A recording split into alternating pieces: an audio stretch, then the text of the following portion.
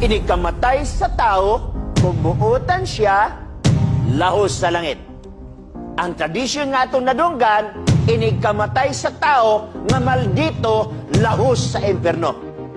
Kung tinuod na nga konsepto na ang matarong inikamatay, lahos sa langit, ang gautan, lahos sa impyerno, inigbalik ni Jesus Christ, kinsa man ang iyang banhaon.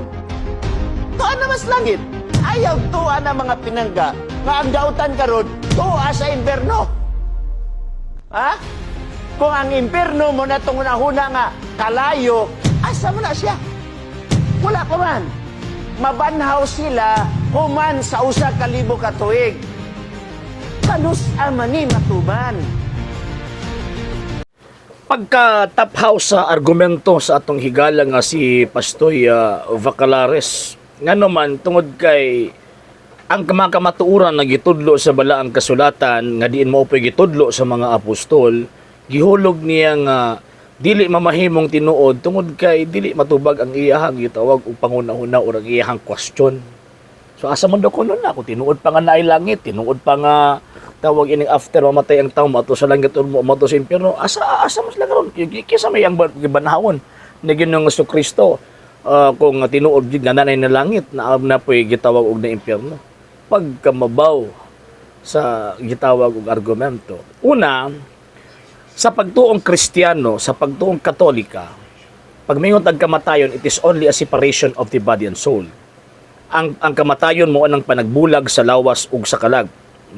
Ang tawag ining lawas mo uli sa abog mo nang ilubong nya pagkahuman ang kalag kon espiritu mo uli ngadto sa Dios. Sumala pa ni San Pablo, magkahiagom siya rather og kining hukom tinagsa, di ba? Hebrews chapter 9 verse 27, nagitugutan ang tao nga mamatay sa makausa lamang ug tapos niya na hukman siya. So buti pasabot karon nga panahon kay wa pa man mobalik ang Ginoong Jesucristo, wa pa man makita atong Kristo para tungaon niya ang iyang katawhan sa tuog sa wala, sa karnero ug sa kanding. So nahitabo karon ang particular judgment or hukom tinagsa. So buti pasabot after gitawag og mahukman sa Dios ang tao, kadtong tao nga namatay nga walay grasya, impyerno to. Ang kadtong tao nga nakabaton og grasya apan naa pa siya kinahanglang bayaran tungod sa mga damages sa iyang sala, mao to purgatorio. Pero kadtong tao nga namatay diha sa grasya nga naa na ang fullness kung baga, wa na siya tawag ining bayaran nga damyo sa iyang sala, diretso tug langit pareha sa mga martir. Siyempre gibara man nila ang ilahang tawag ining sala pinaagi damage sa ilang sala pinaagi sa ilang kamatayon nya pagkahuman namatay sila nga naay grasya, katong grasya ni Ginoong Jesucristo. So nganong naglibog man si Pastoy, mahitungod ani nga butang, why pagtulunan ang Santa Iglesia Katolika Apostolika Romana nga ang buotan nga tao pagmamatay malangit diretso? Dili ka na ang pagtulunan sa Iglesia Katolika. Ang pagtulunan sa Iglesia Katolika, pag ang tao mamatay diha sa grasya, unya wa na siya bayaran nga wala siya damage sa sala nga yang nahimo tungod kinabayaran na niya diri sa kalibutan, so diri sa langit. Nga naman namatay sa grasya, wa na siya damage, so may bayarin niya sa purgatorio. Pero kadtong tao nga dautan nya pagkahuman namatay diha sa grasya, nakakuha sa grasya ni Kristo, pinaagi sa mga sakramento, pagkahuman namatay siya pero wa niya mabayari ang iyang damyos, mapurgatorio to. Nya pero kadtong tao nga namatay nga way grasya, bisan pagbuutan kay ka, ikaw nang pinakabuutan sa tanang gitawag og buutan, namatay ka, nya wala kay grasya, wa kay baunon at tubangan sa Dios, impyerno kag yun. Nga naman kay ang tawag ini pamasahe nato padung langit, katong grasya nga giulan ni Kristo didto sa cross. So mo na ang teaching sa simbahang Katoliko. So question, kana bang human sa kamatayon sa karon nga panahon, naabay ka paingnan ang tao? Yes, naay ka paingnan ang tao. Mo na tanawan ng sambingan ni Kristo, St. Luke chapter 16, kanang ang dato og si Lazaro. Wa man ningon si Ginoong Jesucristo nga kanang magpaabot pa na sila ko sa kalibo ka tuig una pa tawagin ipaatog langit, ipaatog impyerno. Kung nato ang tanawan ang sitwasyon sa datong si Lazaro nasa sabakan ni Abraham, ang dato nato sa impyerno. Di ba? So buti pasabot after death sa karon nga panahon, ang tao mahiagom gyud ni anang maong mga lugara. Number 2, kanang gingon sa Pinariyag kapitulo 6. Bersikulo 9, katong gipangpatay, gipanglungguan silang liog, gipangpunggutan silang liog. Naninggit nga ano sa pa nimo hukman ang kalibutan. So buti pasabot na apay nabilin. So after gitawag og judgment o after death na ay judgment, then after judgment hatagan ka sa imong ganti. Kanang gitawag og pagkabanaw execution na lang kana. Buot ipasabot kadtong gipanghukman na ang ilahang kalag iuli ito ilang lawas. Katong sa langit glorified body, katong sa impyerno condemned body to.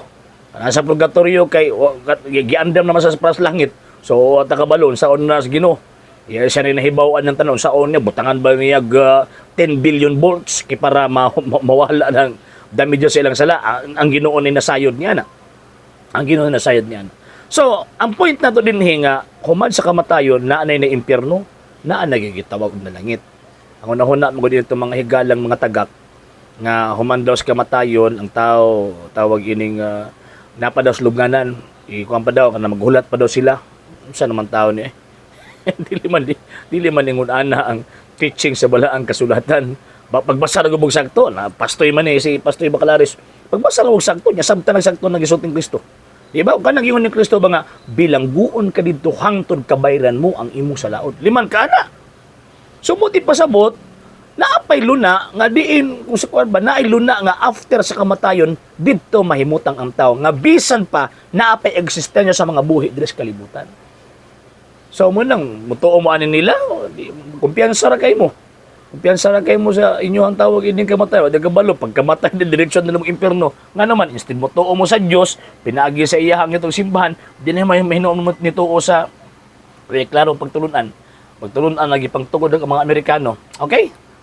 Sa hindi pa po nakapag-follow sa mga pages po natin, i-follow nyo po yung mga pages po natin, RJ Horolanciano II, TV Apolia Punto Argumento page, Kuya Apologies TV page, and RJ's Vlog 2022.